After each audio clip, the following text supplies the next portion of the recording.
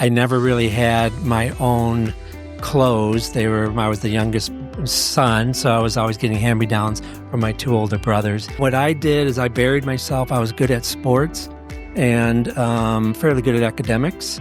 Just sort of buried myself in trying on as essential as a D1 school. But my body, I just had a lot of injuries. I didn't know what it was, my knees and my ankles, that I realized. I looked around and I just felt like everybody around me, so I would have been about 23 or something, people in their 30s, everybody seemed to me either divorced or an alcoholic. Well, perfect, Michael. Thanks for joining the Engineered Success podcast. Absolutely. I am stoked to have you here and dive into your journey and kind of what's brought you to this conversation today. Obviously, we're going to dive into your book, Employee Drift, which recently came out, and we're going to dive into some of the details in there about your story, about your time in the MBA, as well as your time. Well, actually, there's a story in here about an Emily. So that's a curious one. We're going to have to dive into who Emily's all about, but let's leave that for later, okay?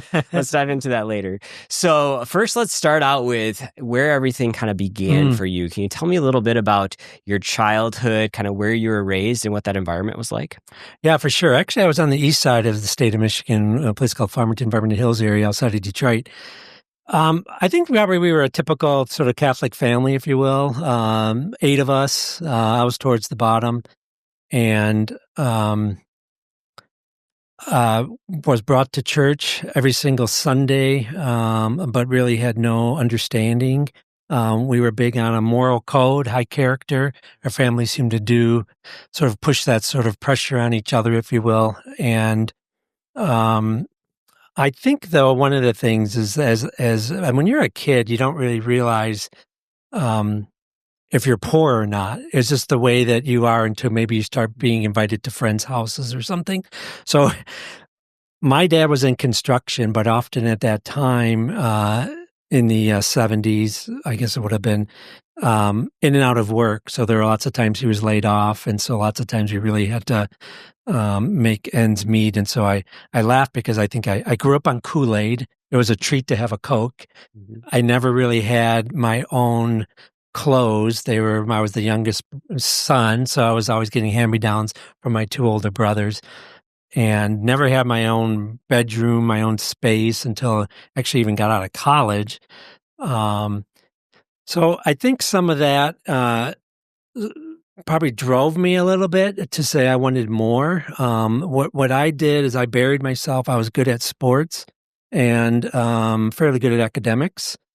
And just sort of buried myself in those two things. And so sort of did the all-American thing in the 70s was you honored your mom and dad and you did what needed to be done. But my dad did have a drinking problem. And as a result of that, I was probably not as close to him. I never really enjoyed spending that much time alone because there was not the stability or the security, I guess. You just didn't know what kind of a state he was going to be in. Never violently physical, but often emotional or just withdrawn. And so I think part of that, my older brother, just my brother who was 2 years older, became kind of a father figure to me a little bit and was the one that maybe pushed me and challenged me. And it drove me probably to accomplish more and do more just because I was always either playing up in sports with his grade or so forth, or just sort of competing against him in some kind of way. So it really brought the best out, but was my best friend for a long, long time. So 8 siblings, a father that was in construction and, kind of that family dynamics. You did a great job of painting that picture of your older brother that challenged you in some ways in that competitive nature of sports and other things. Now, thinking through, some of the ways that your brother impacted you in your life, you mentioned, being competitive early on, but how did that carry over kind of into your school or your high school or college ages? Yeah, I mean, I think lots of times of this, I think about for me as a dad to my own kids, they look to the parent or the older person to sort of live for, play for, approval, right? Getting that. And I think that my brother was that, and he was a great role model in that sense. It was a very positive experience, and it drove me. My parents never even went to one sporting event, but he was at everything. So it was kind of a unique relationship where he carried some of that. But I think he modeled, though, for me, always wanting, it seemed like, my best, where he was often sacrificing quite a bit. And I think that sort of spilled into my leadership in a sense of always trying to maybe look out for others. It wasn't until I actually went to college. So he and I went both to Central Michigan University. And it was there that I found something called Fellowship of Christian Athletes, which is basically sports, but with a faith-based twist, and got involved with that. And I first sort of opened a Bible for the first time and just sort of realized, really just how maybe the control I wanted in my life and sort of the disobedience I had, that it wasn't about performance, to earn love from this God who seemed kind of distant growing up. I just didn't know anything about him. And that was a trigger point. But at that point too, my older brother did not pursue FCA, as I did. And I think that began a little bit of we were still close growing up, and we still are, but there's still, obviously we both have separate families and it's been decades. But I think he played more of a pivotal role probably up into my early 20s than he did, let's say the last 35 years. So what got you to go to Central, and what did you go to Central for? Yeah, I mean, I look back, it's back in the day where you didn't have all the travel ball and different things. And it was in a time when you played neighborhood ball and you played every sport. So we were one of those families that was all the action was at our house and we played every sport. And all my brothers, we were good at sports. I felt I probably could have maybe played D1, and I was thinking of actually trying on as Central as a D1 school. But my body, I just had a lot of injuries. I didn't know what it was. My knees and my ankles just kind of always felt beat up, and just didn't stay with it. So I think the main reason I was accepted into Michigan State, and I was going to go to Michigan State with probably my best friend, but my brother was at Central. And I think at the end of the day, I just decided to do that, even though I went blind and didn't have a roommate and all of that, and he was a couple of grades older. I still decided to do that, just probably maybe a sort of a safer route, I guess, if you will. And so that's kind of what I remember is we both chose Central. You mentioned this Christian fellowship that you got involved with. Like, how does something like that, do you seek it out? Do you happen to be in the right place at the right time? I tell this story, I've told it to family, probably more than publicly. Yeah. But I think about, I went to Grand Valley State University. Yeah.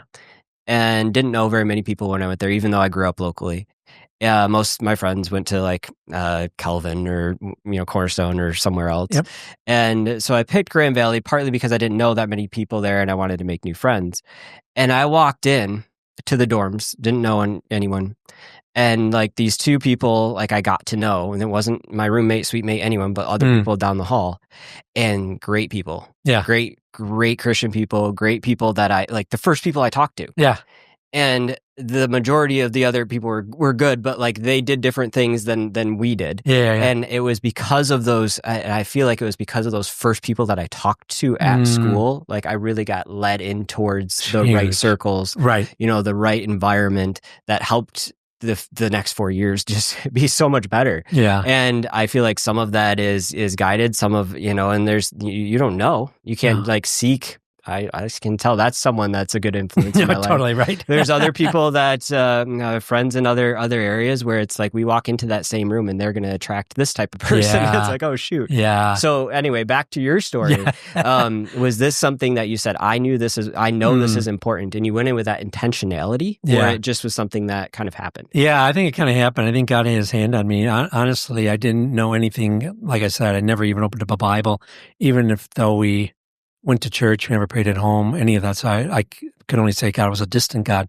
But I always felt when I went to church that there was a peace. There was something about that helped center me every week. I don't know, just always sensed that. And then when I would play basketball or go to the gym or do things at the sports building there, and they met. It seemed like every time I would go, they'd be meeting and they'd have speakers or they'd have a music or you hear laughing, and it was like a draw. And then, I did meet somebody that was involved in that actually invited me, and that sort of began the process. And so as I jumped in and got involved, God began to bring an understanding of who he is and how much he loves me, and really who my identity is in and whose it's in. And just this idea of the concept of sin and disobedience and all that process took place in my sophomore year of college. But like maybe a lot of things, sometimes it doesn't totally stick as you go through this transformation process, ups and downs, things being kind of presented to you. I felt as though it wasn't until a real pivotal walk was when I actually went back to grad school at Michigan State and wanted to get into sports. And that's when I think my faith really became alive. Mm. Yeah. In what ways? Yeah. So while in grad school, I worked for Pepsi Cola for a few years and did quite well out of undergrad, and sort of climbed quickly and had people underneath me and achieving goals. But it was the weirdest thing. I just felt like there was an emptiness, and I was actually getting a big award at PepsiCo that I realized. I looked around and I just felt like everybody around me, so I would have been about 23 or something, and people in their 30s, everybody seemed to me either divorced or an alcoholic. And it was really weird to me. It was like, I was like, this, I felt like a whisper saying, how you doing? Because this is where you're going to be in 10 years. And it just kind of woke me up. And so honestly, I went through a journey about 2 months where I felt really distant from God. I wasn't going to church even. Everything was in the company. And I just quit to say, I'm going to go back to grad school. And went to Michigan State. And then when I got there, one of the things at Pepsi, what they did well is they often sponsored a lot of things. I happened to be in Ann Arbor, and so it was University of Michigan football, and you had tickets, you had sport tickets, entertainment. And so when I went back to school, I wanted to do something in brand management in particular, if I could, in sports. And so we're talking around 1990, before the internet. And so what was crazy is I felt as though I got kind of reconnected back into a church when I went to grad school, and I don't know if you have time, I can tell you a little bit of the crazy story, because this is where my faith came alive. Yeah. Because as I pushed into jobs, I had it's a time of before the internet, so you had to go to the library and you had to use yellow pages, but that's, in a sense, has radically changed. But what hasn't changed is a series of no's. I kept getting no's from companies to say, no, we don't need it. We don't need it. And so you're at a point of really like building this persistency. And I feel like in a way now I look back, God protected me, because if any yes would have come, whether it would have been in Scranton, Pennsylvania or Orlando, I would have said yes. But I don't think it would have gotten me to the path that I experienced. And so anyways, I kept pursuing, and a professor lined up a lunch with an MSU guy coming through who had a sports business in San Diego. And when we met for lunch, I wanted to see if he could get me into some context with Nike and some of the people that he was dealing with. But in the process, he explained he had an office in Tokyo and one in San Diego. And one of his dreams was to open up a sports marketing arm. And this is a time, again, Michael Jordan was about 5 years in. The whole idea, Magic Johnson was around, but it was just starting to sort of ripple this idea that you could like or buy merchandise from someone else, not your home team. And so that was this guy's vision a little bit, and to do some athlete management. So I was like, I wasn't like over the moon over it, but I thought, yeah, I could see that. Well, anyways, I wanted just some names of Nike. And so like a couple of days later, this guy gives me a call, for what I thought was names of Nike. And he said, Michael, you're the guy for me. You're the guy I want to open up this sports bar. And I was like, really? And he's like, yeah, but I'm going to tell you right up front, I'm not going to pay you. So he says, I'm the guy, but I'm not going to pay you until you get your first client. And I'm going to send you over to Tokyo. Mm. And if you can believe this, that everything about me, you make a list, right? Sports good, sports marketing okay or whatever. And, but on there is to get paid, not to not get paid, right? And at this time, did you have a wife, family, just you? No, just me. I went full time, and but I did have job offers from Hallmark, back at Pepsi. Okay. Good companies, right? But I wasn't sports. Okay. And as God just bombarded me with whether it was, a devotional, conversation, sermons, and over probably honestly a 3-week period, everything was saying, do you trust me? Do you trust me? I just had this sense, do you trust me? And that's when I say my faith came alive for the first time, because I always say, stay stupid to the impossibles. Never let your mind outthink your faith. Mm. And I said yes to this guy when everybody from professors, even my family, was saying, are you an idiot? That's career suicide. Yeah. Because you're going to get out there and no one's going to know who you are. And I didn't study the language. I didn't have any background preparation for this. It was just what I would call later a call. And I felt I had to do it. So the good news is, or you would think, I said yes.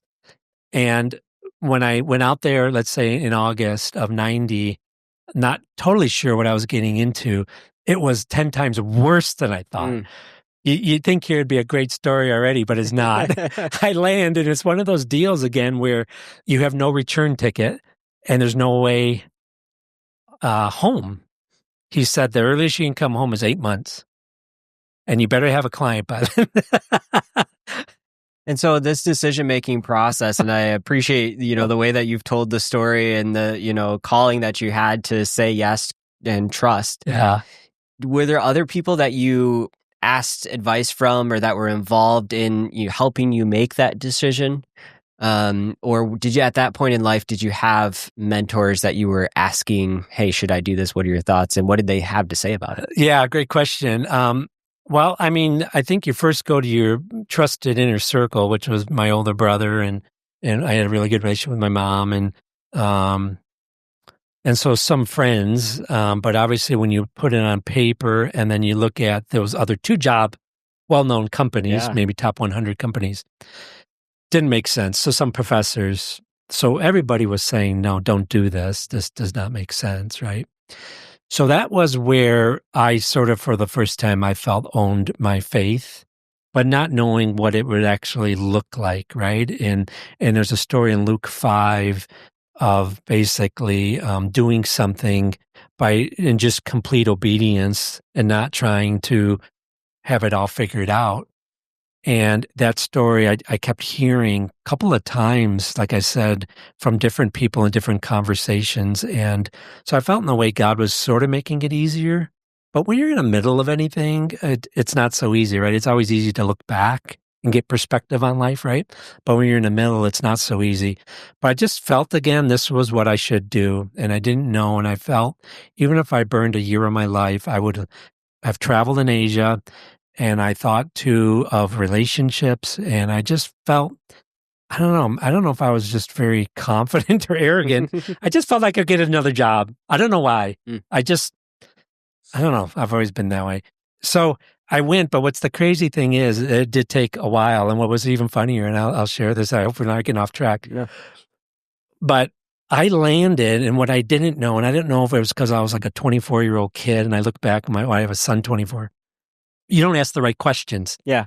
So I land, and he puts me in his apartment, but he never told me that he has a wife and he has a 1-year-old, an 18-month-old, and he's spending the majority of his life in San Diego, and I'm on the floor of a tatami with his wife and an 18-month-old. Nobody told me that. Yeah, so it got worse than I ever could imagine, right? And then I didn't know the culture, the language. It was overwhelming. And back then, there wasn't as many English speaking opportunities. We didn't have the phone to translate, all of those things. So it drove me to one, to get trusting God even more, into journaling. I began writing a lot more. I began collecting thoughts. I began clinging, literally, like it says, manna in daily bread, to get through, to even find how to go to some transportation someplace. And then obviously the language had to come, because I was lost so many times, right? You began to kind of understand things a little bit better. So how were you able to kind of were you able to get those first clients? Yeah. So okay. I'll fast forward this. Yeah. It took about 7 months. Okay. I got a client, and then another one came, and we actually then started to try to build a relationship with the NFL. The NFL was trying to bring over some teams. And so it began to snowball. And during this process, probably about the 5 or 6 month mark, I found an English speaking church that I actually met my wife, ended up being my wife. She was from Wheaton College doing missions there in this church. And it was like this whole, like almost like a frat or college campus. There was about 25 of us, all around 25 years old. And we just had so much fun, and we were in large groups, and ended up with 3 weddings came out of that, including myself. And so it was just kind of a unique time. So God began to, again, you began seeing fruit or movement. And so obviously your faith began going deeper and deeper, right? So the cool part is this. So that ended up happening, and we were still dating. And now we're at about the end of 91, going into 1992. And I get this phone call in this office, and the phone's ringing. And from my days at Pepsi, when anybody called like after 7 o'clock, it was never good. It was a fire. Not a good thing. It was a fire. So here I am all alone, and I'm like, the phone's ringing, and I kind of add this to my book if you haven't read that part of it, but it's like ring, problem, ring. And something out of my best judgment forced me to pick up the phone. And it was actually a partner of ours, Converse Japan, saying they needed help with a shoe display. And I did not want to go. I was the only one in the office. It was out of my way. It was late. He, by the time, 9 o'clock, 10 o'clock at night, and early morning meeting, a million excuses, but probably out of obligation, and something inside of me made me go. And it was probably my biggest break, if you will, in a sense that I decided to go, set up to do just like grumbling, bad attitude. And about midnight, got done. And then basically learned what it was for, who was it for, and turned around, and it was actually for the National Basketball Association. So the David Stearns and the executives were coming through, and that was my huge break. That led into this next part of your story? Yeah. And basically he said, hey, kind of like, what's an American doing in Tokyo? And I was like, what do you know what I mean? We were both shocked. But secondly, saying, hey, we're going to do something this summer, launching what we hope to be an international division. Would you be interested? And it literally was like that in January of 92. And then just a couple of months later, I was hired, and I was the third hire for what was called the Dream Team, launched this NBA brand. So, and what were some of the main reasons that you got excited about that opportunity, caused you to kind of say yes, and some of the things that you had to consider through that decision process? Yeah, well, it kind of was a no-brainer, because I really wasn't getting paid that much by this guy. I was building his business. I look back, and I was like this intern, really. He never couched it that way. And it was a small sports marketing company. So all of a sudden, this powerful brand that you all idolized and knew everything about, obviously the Michael Jordan, Magic Johnson, Larry Bird, incredible time to come in around the 1990s. And, more like pinch me, could this be real, right? And the opportunity at that time was to move back to New York, and the thought was for people to open up offices, but this is nowhere near, we had no idea the power of that Olympics. So it was a no-brainer. So I went back, and then Beth, who we were still dating, went back. So we ended up getting married, though, in 93. Okay. And then we actually were sent back over. But I think that process, as you look back, it would have been so much easier for really me or anybody to accept when I kept sending out stuff to say I want to work in sports and got no's, I felt like those no's protected me. So maybe this can encourage somebody. Can you trust them with your no's? Because it's like if I would have took a job with somebody in Cleveland, Ohio, I would have never gotten this opportunity at the NBA. There's just no way. So in a way, he was protecting me. If he would have told me, oh, you're going to have to grind and you're going to have to sleep on the floor and doing all that, it would have made it easier because I would have known I would have a job in 18 months. But God doesn't work that way. He first says, do you love me enough to trust me and just obey me without questioning? And that's where my faith exploded. And it was a turning point in my career because as I grinded, literally, right, and battled, and I mean, I can't tell you the number of times I'm on a train in Tokyo thinking, am I forgotten?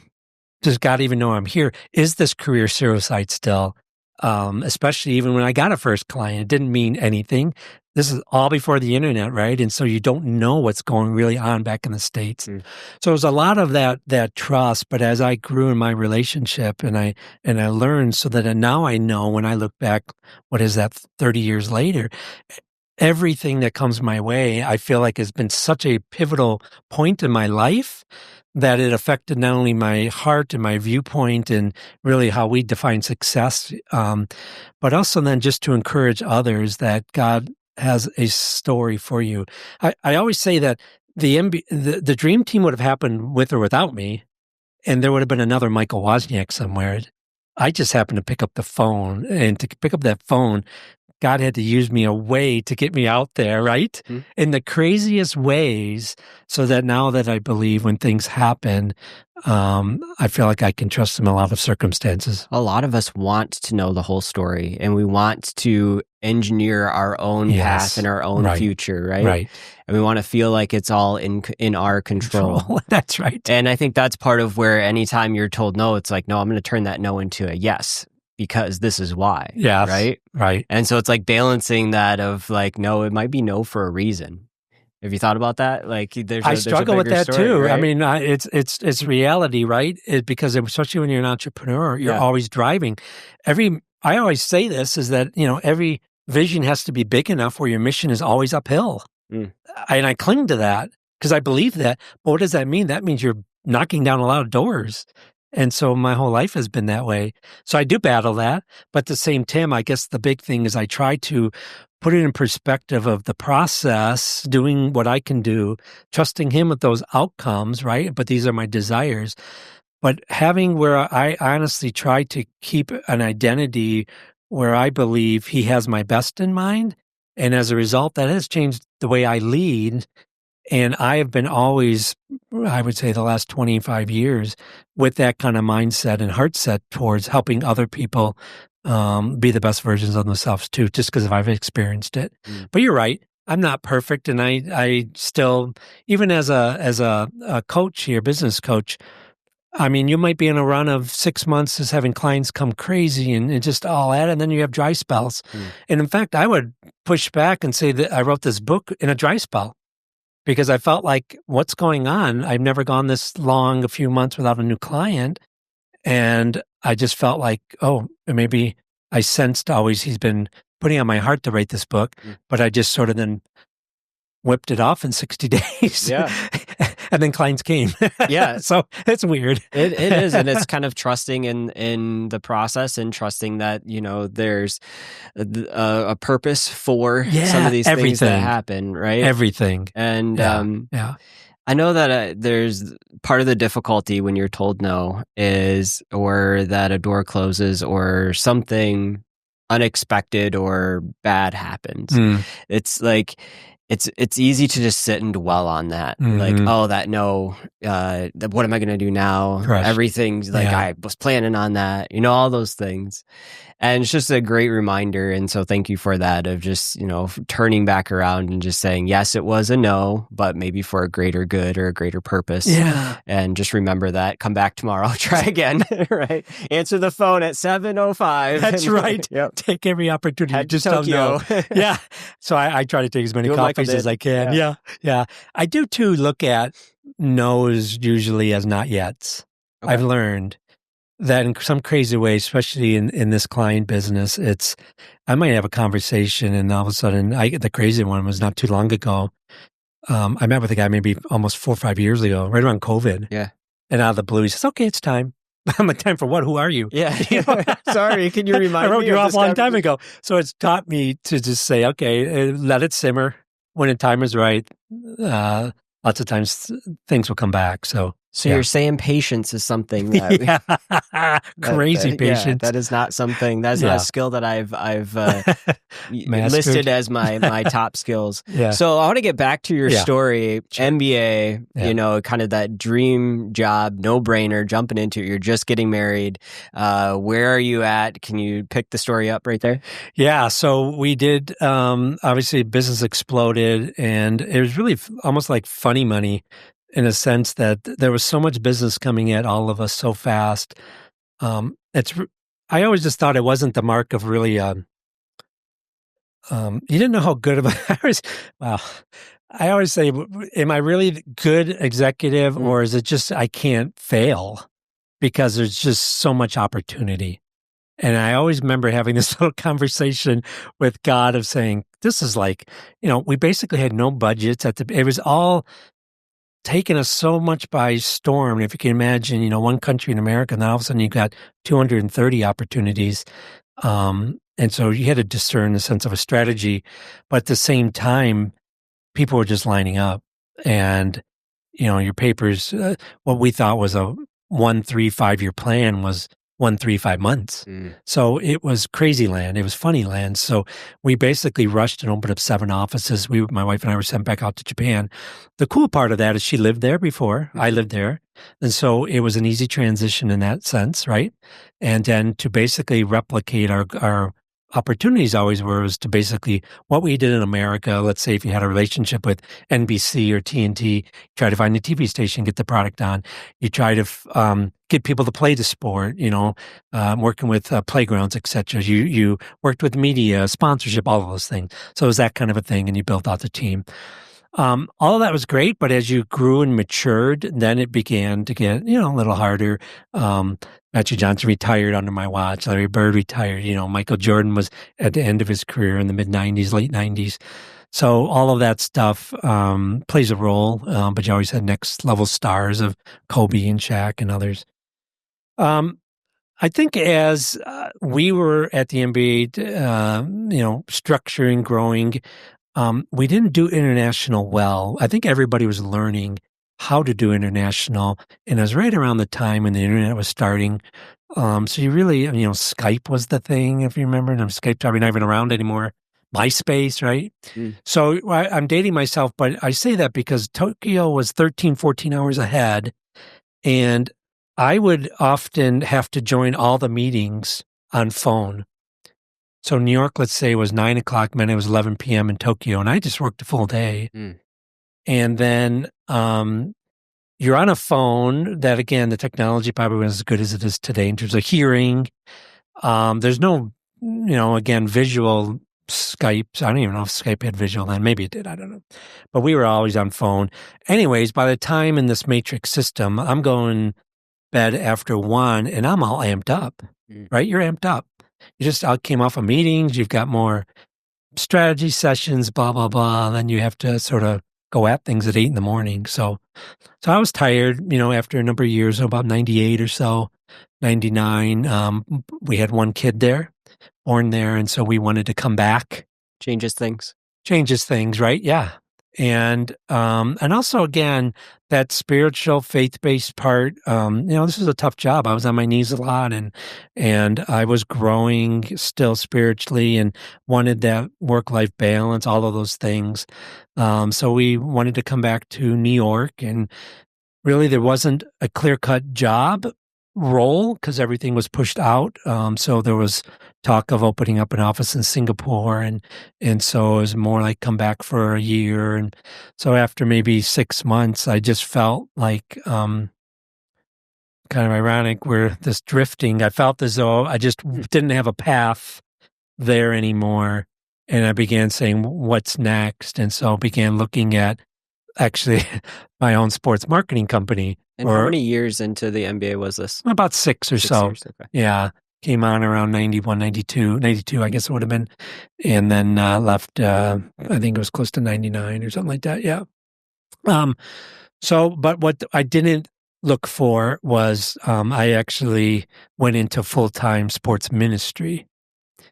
And that would probably be one that maybe if you're looking to sort of have a certain financial lifestyle, maybe you shouldn't do that. If I could tell my better self, going to go with that. Yeah, because you went from a high, powerful, 6-figure, blah blah blah, to holy smokes, is this what it means to live on $40,000 kind of thing? Yeah. So it was kind of interesting. So again, I grew up in Farmington Hills. My wife was in Minneapolis, and met a guy who sort of became my spiritual mentor. He's probably about 80 now. Incredible visionary in so many ways. He was a lot like a Phil Knight or a David Stern, and he was ahead of this. He had this vision of somebody working with the Olympics and working with the World Cup of Soccer to actually create opportunities for outreach around those two big events. And same kind of conversation. You're the guy, quickly, same kind of words. I'm this guy. And basically, almost like not being paid going into ministry. Yeah. So that's, we prayed and we just felt a sense of, we need to do this. 3 of us, right? My wife and I had a little son then. And we decided to go and leave the MBA, which was a big deal. Mm. Yeah. So you've had a couple of these people come throughout your life and kind of take you, notice your skills, notice your ability in certain areas, and kind of speak into that vision or that future. And at this scenario and this conversation, leaving the MBA was a little different, right? Because you're going from, instead of going from kind of no pay to the bigger pay, you're going the other way around. Yes. And kind of switching into ministry, and your wife was involved in this. Yes. What did she have to say about that? Yeah, absolutely. You're spot on. I remember those are very tough conversations, right? And there I started wondering, is this career? So, is this really? So I was torn. I was an executive then. She came out of that missions world. Like I said, she was in Japan initially on missions, and so I think she felt that sense. And then getting back to what you said earlier about a couple of people seeing something in me that I didn't. I like the way you said that, because I often, when I go into offices today or go into and deal with leadership teams, I often see more in somebody than they see in themselves. And I often say, I think you're leaving some meat on the bone here, or I think you could do this. You don't realize. And I almost wonder if now actually you unlock that, if that came out of some of that, is that people saw more in me than I even saw myself, right? But eventually, yeah, I mean, it wasn't long. I've never looked at, or I try not to look at what I'm leaving. I always try to look at what I'm going to, and not this FOMO. And you're just every decision has a consequence. And I believe that every decision, you're in God's will, but everything has a consequence to that. Doesn't necessarily make it's going to be easier or something with that. But in a crazy way. So we jumped into this ministry thing, and me thinking was doing this for the Olympics and World Cup. And basically what we did is that we ended up putting what I pitched was I can become your volunteer director and get you free volunteers and go to the local church around the world to help manpower these Olympics, because I know how important the P&L is. These Olympics don't make a lot of money. The headquarters does, but the local committees, cities don't. Okay. A lot of them lose a lot of money. And so any way that they can cut corners, I understood that. And so that's what we did. And so it ended up being pretty successful. We did a run of starting at the 2000 Sydney Games and did every Olympics, did not do China in 8, and then ran it until I got out in around 12. And it was very helpful for them and very profitable for us. And it was really a win-win. But that got me going on an entrepreneurial bent as I began now to say, how am I going to survive on this little bit of money. And in a way, it was maybe God unleashing some stuff. And so we ended up actually, what was crazy is the first business that we did it came out of my wife. And she ended up sewing. I don't know if you remember back around 2000, there was a rage called American Girl. And it was like a doll clothes for a certain brand. End of 99, somewhere around there, right when we left. And it was bent around American history and making basically what we said were old lady clothes. And she just started creating leather and creating hip and creating Gap clothes for this doll, and started sending them to her nieces. And I remember in Wichita and different places, and everybody kept saying, well, where'd you buy that? I don't see that on the official website.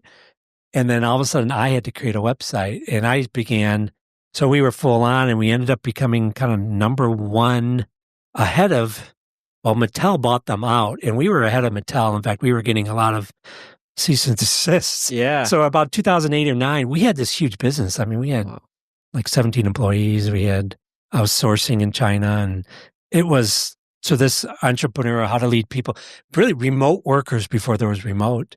I was experiencing all of that. So my wife was just sort of head of manufacturing, and I was doing everything else, and, working long hours, of course, having the kids do like everybody does, right? Out of the basement and out of the garage. And now all my kids work remote, and 2 of them have their own business. So it's kind of crazy. So you just kind of see it all that. So it opened up a lot of stuff. And then I eventually left that and started my own sports marketing company finally. But with that came some successes and some failures, and so different things. Yeah, love it. And thanks for sharing that story about the business that you and your wife started, or that she got you into. I'm curious on that dynamic a little bit of how you guys worked together and some of the things. I mean, there's a lot of, I actually even started recently, or this is a couple years ago, getting together with other couples that own a business together and have kids, and invite them over to our family, and we break bread together, and just kind of, the kids go, what a cool idea. We have a babysitter, the kids go upstairs, and we cry at the dinner table. Yeah, exactly. It's like, how does this always happen? But it's literally just, husband and wife groups trying to encourage each other. I love that. With a little time away from the kids. Yeah. So that dynamic is something that is real, and sometimes it works really well, and sometimes there's difficulty there. How are you guys able to navigate that? Yeah. We have 4 kids.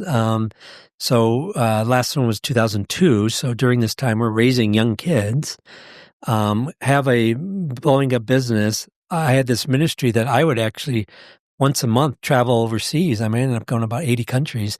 I was gone. So I'm doing basically multiple 3, raising kids, doing that. And I was determined to be a dad that my kids had relationship with. As I shared before, I did not have that. And so I was very intentional with everything I did. And so I think that's a key word. I was very intentional throughout a lot of things, giving my wife time to work, and I handle, the kids, and still doing ministry, so forth. So very structured. We would have a lot of long hours and live on coffee. But, a lot of times then kids are taking naps. I do remember we basically had this 8 p.m. to 1 a.m., 5 hours that we would just crank on a lot of stuff that we would do. But to your point, how did we journey together? I think a lot of it was faith. I would say a big thing, and we still, we've been married now 32 years, praying together. There was something about that we couldn't get mad at each other. When we were mad, I'm being real. There was something about that coming and sort of confessing it would break down a lot and didn't distract as much, right? And so we attribute probably that was probably one of the biggest things that's kept our marriage together.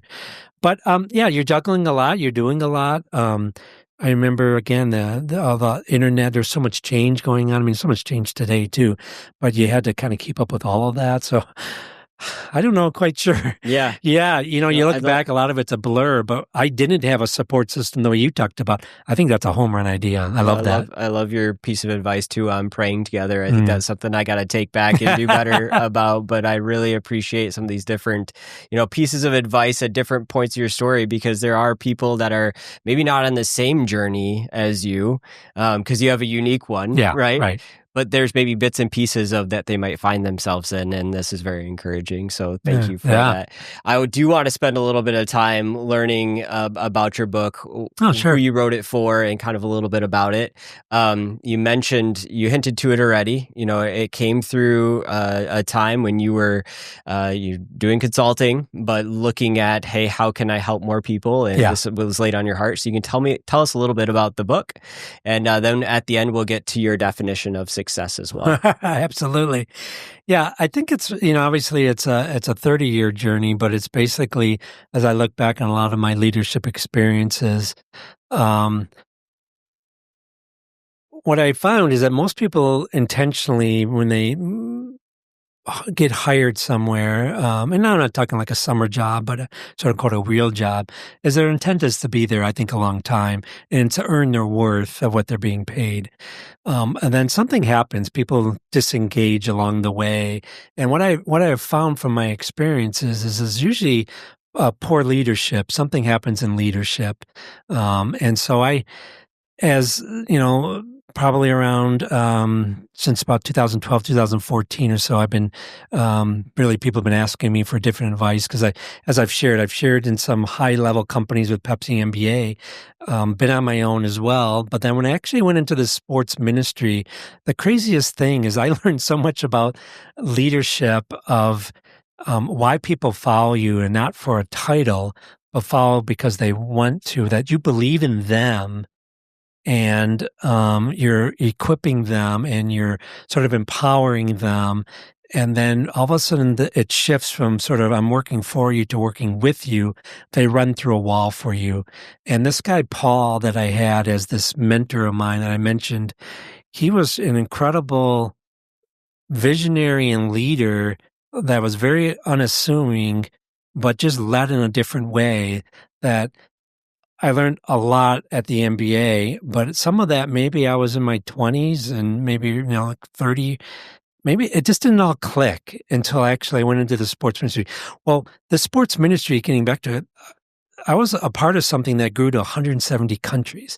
So I had to learn how to lead remotely, how to lead horizontally in crazy ways in different cultures to people. And it taught me a lot about the power, again, of getting people to say, am I clear? Do I have the support to do this job, right? And then do you trust me to do it? Do you not sort of micromanage me, but empower me to do it? Those are sort of three sort of studs in a wall, if you will, that I just sort of began connecting, whether they were in Brazil, Japan, or, some crazy island, Madagascar. It didn't matter. People were people. And that's probably one of the biggest things I learned. So as I've got into doing my own leadership consulting and work with business owners, I've seen those same threads that when people start to say, I hear like, I got called out in a meeting in front of everybody and basically, in a sense, shamed, shut someone down, or I've got a great idea and the owner never wants to hear it. Or I do have a great idea and someone else, my boss, takes credit for it. There's no easy pathway to advancement here.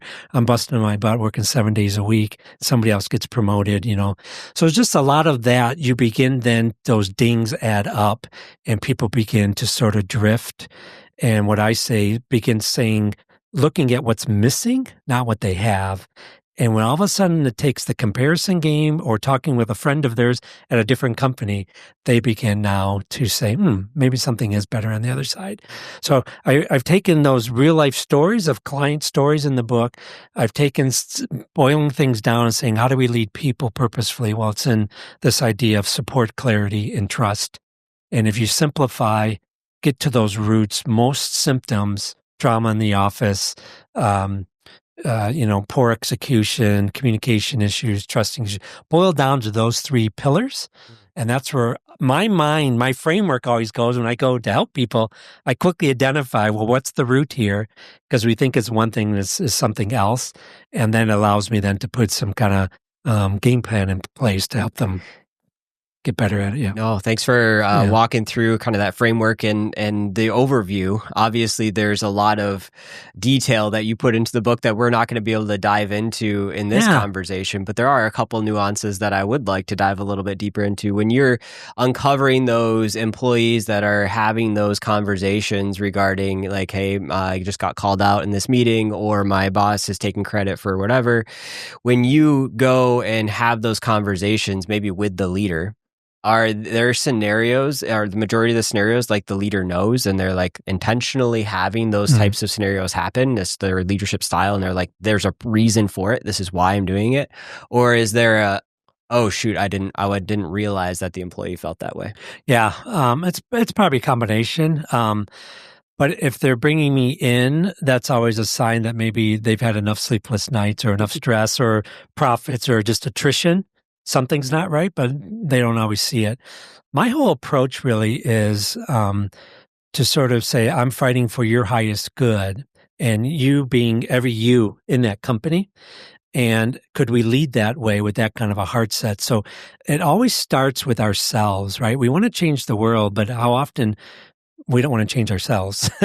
I mean, 32 years of marriage, we're far from perfect, right? There's certain things I do that still drive my wife crazy, right? But by her nagging on me, it hasn't changed, moved a needle, right? And sometimes I can get frustrated and I know it bugs her, so I do it, right? No, right? I don't believe you. Yeah, you don't believe that's sleeping on the couch, right? So we have to get to the point where we want to change ourselves. And so I always start with lead yourself. That's one, there's always a leader. Everywhere we go, it's yourself. So as you begin to understand yourself, and so that's why I always position things, what are your tendencies in your leadership? And just like you teed this up today, a lot of them go back to our wiring and our nurturing, our family environment. So you can catch money trauma right then. You can deal with a lot of issues, just like my dad with an alcoholic. It drove me in some positive ways, but there are also some negative ways to that, right? So it's understanding right from there. So it starts to me always at the highest level, the owner, if it's possible, right? They're the ones that are really going to push change down. It's a lot harder to move change up the ladder. It's a lot easier down. So I try to start at that level and work with them and then work with the leaders. And then what is the leadership team accepting and what do they know about themselves? And then beginning to understand as they know themselves and build trust even within their own team, the others are watching and then is pushing sort of that culture, if you will, down into. So to answer your question, it starts at all different levels, right? But more than likely, people are inviting you in. Like, it's hard for me to go in and say, you need me and I'm going to force my way in, right? They usually push back because they don't see there's a problem yet. But when they do call and I go in, I've got 2 or 3 clients right now that are killing it from the outside, revenue doubling. But with all that growth, problems scale too. And so what they thought was a 3-person company and, under $1 million, and now they're at 12 million. All those problems have gotten wider. And so it's crazy because from the outside world, you got 3 owners thinking everything is great and they just are killing each other. And they don't trust each other. They don't respect each other. So you're working through some of those issues. Yeah, and how do you work through those in a way by maintaining authenticity in your environment and in communication too? Because there's a certain amount of you're needing to articulate to the others on the team or to your employees the standards, right? Or the situation and how critical it is that certain things are done a certain way.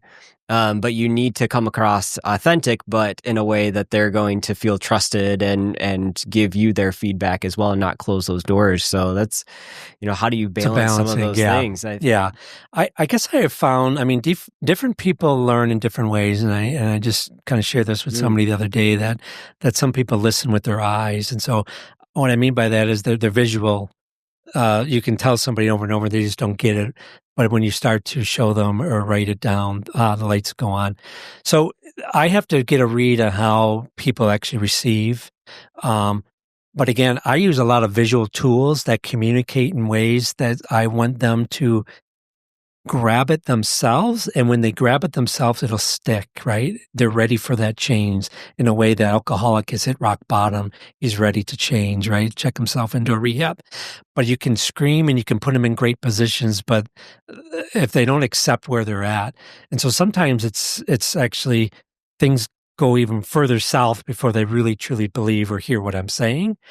But I go back to often they bring me in because they, either like the way I do things or believe in the sort of my method. So I don't guilt and shame, but I try to use tools that get them to understand if we have a communication problem, maybe it's because you're saying it in this way. And I throw out lines sometimes. Do you know what it's like to be on the other side of you? Whoa. I mean, right there, even me, it stops me in my tracks. I think, oh my gosh, I was a real idiot to that guy. It's all of a sudden it softens and begins them to say, oh, I don't know. Or I'll do an exercise saying, I'm just going to record your next meeting. Let's just see what it sounds like. Mm. And all of a sudden they're like, does that me? I can see how I shut that person down now. So it's just not knowing. It's just that self-awareness is a lot of stuff. So, but you build out, whether it's, my 5 buckets are culture, execution, alignment, trust, and then communication. And I find that most symptoms of why you have attrition, why you have certain problems, usually fall under one of those 5 or many 5. And it's working those out with a game plan then of helping them kind of get better, but helping themselves. So one of the biggest thrills I get, and I often hear this, in fact, I had a coffee this morning and a former client was there, came up to me. And this is the line that I love. And he says, ever since we started journeying with you, I've never felt freer. Like the lights are on in positive ways. It's not shaming. There's freedom in actually building sort of this plane maybe in a different way and actually putting people first, kind of what I say in terms of fighting for their highest good.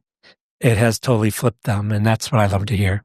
That's so interesting because a lot of times you hear entrepreneurs, business owners, when you ask about their business, they're giving you numbers. Yeah. They're giving you values on, yep, we doubled in size or we hit this revenue number, right? Or our team is this size or things like that. But you're kind of flipping that and saying, like, I can talk to a client and he's saying, I've never felt freer because I have the right team collaboration and communication within my organization and we're on the same page and we trust each other. It's like a different metric of success. Yeah. And even like so often happens is the owner is the bottleneck or can't trust or doesn't know how to empower. And all of that, just freeing them up to what I challenge people saying is that you need to reduce your core priorities. And it's a big shift, right? But when they can and learn like, wow, this person, you're the guy, right? They have a lot more potential than I even saw. And you begin, it frees you up to really work on the things that only you can do or actually want to do, right? Yeah. And I know that all businesses are phases or seasons, right? There's certain ones, you just got to go all in and be hands-on. But as you begin to, what I believe, it's your people is your greatest resource. You'd be surprised. I mean, you got to hire well. You got to hire against your core values. But you'll be surprised that I believe you'll go further because you're making, I think, transformational impact on their lives. And even if someone leaves, they're often leaving either to start their own business or for something even better that you couldn't give them. So it's a celebration, not sort of being pissed off or upset that you screwed me and you quit on me. I have found that too. Many people come up to me and said, man, we're celebrating this week because John's going to start his own business. And I think it's great.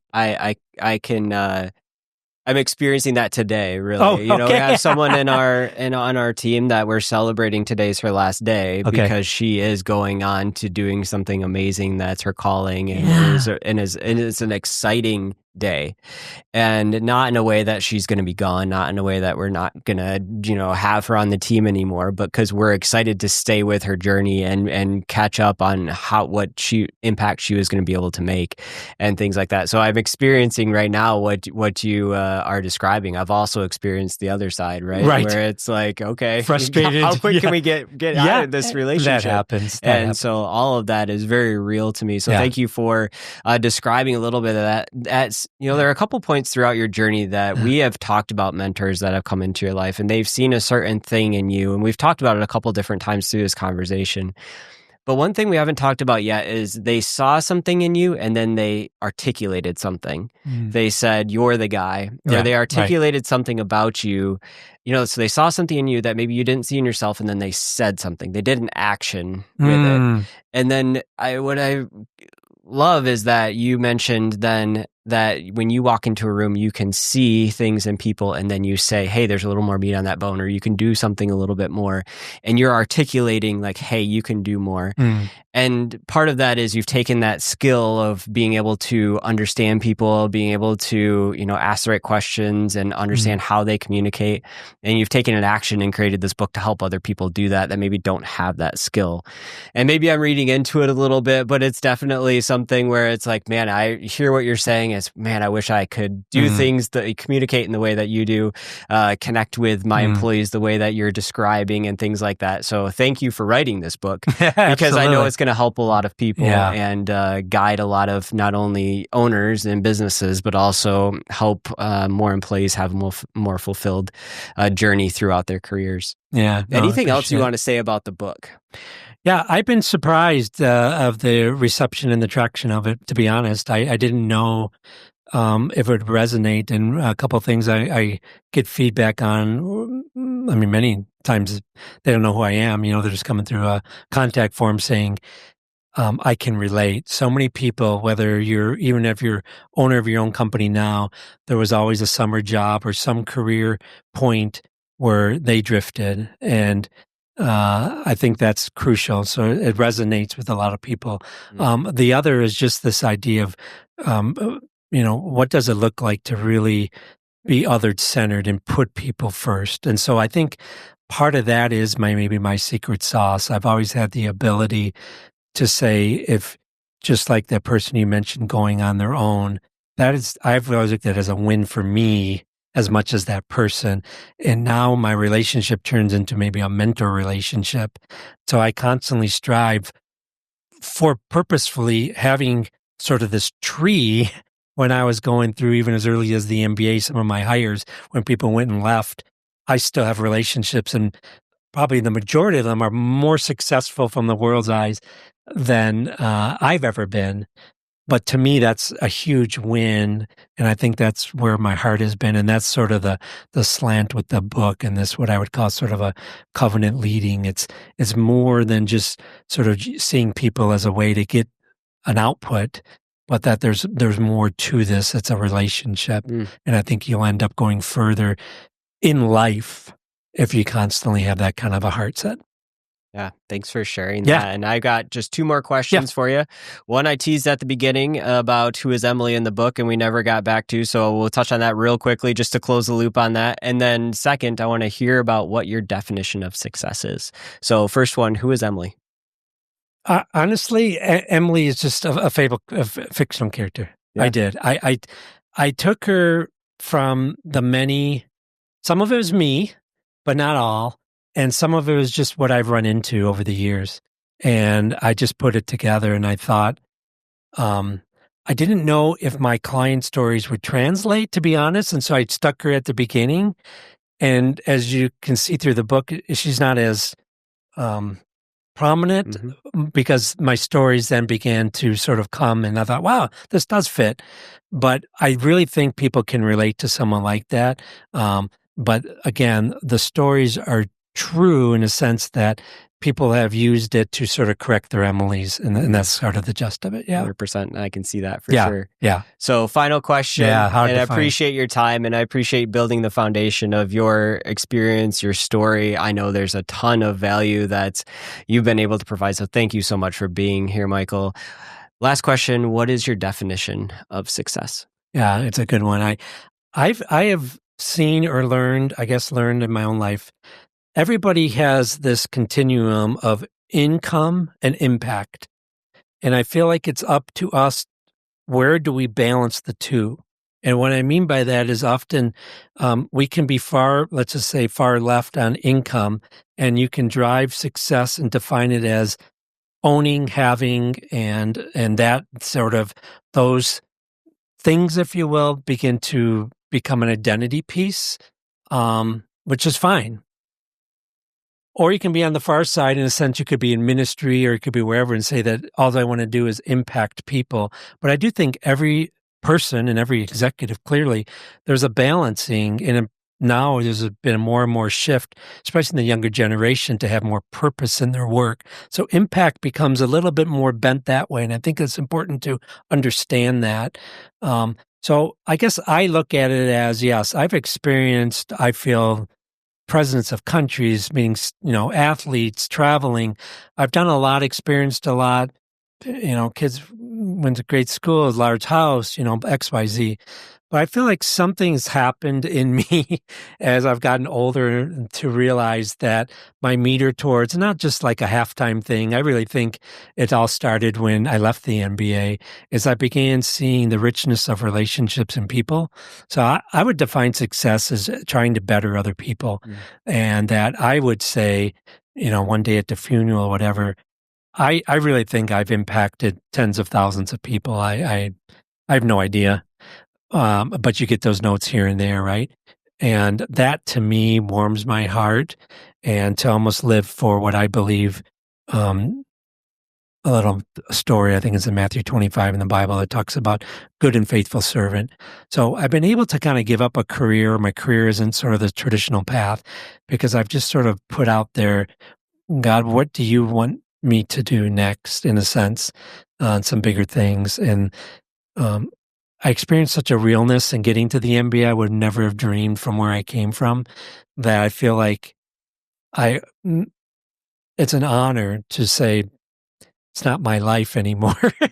Or I am living life and I'm making an impact. And so when I go into offices, but I honestly, as I've said, I've gone from highest of highs and maybe in a sense low in terms of financials on ministry. But through the whole thing, God has gifted me with influence, and the ability to impact other people has been a huge definition for me. It's not for everybody, and that's okay. I don't expect that, even my own kids.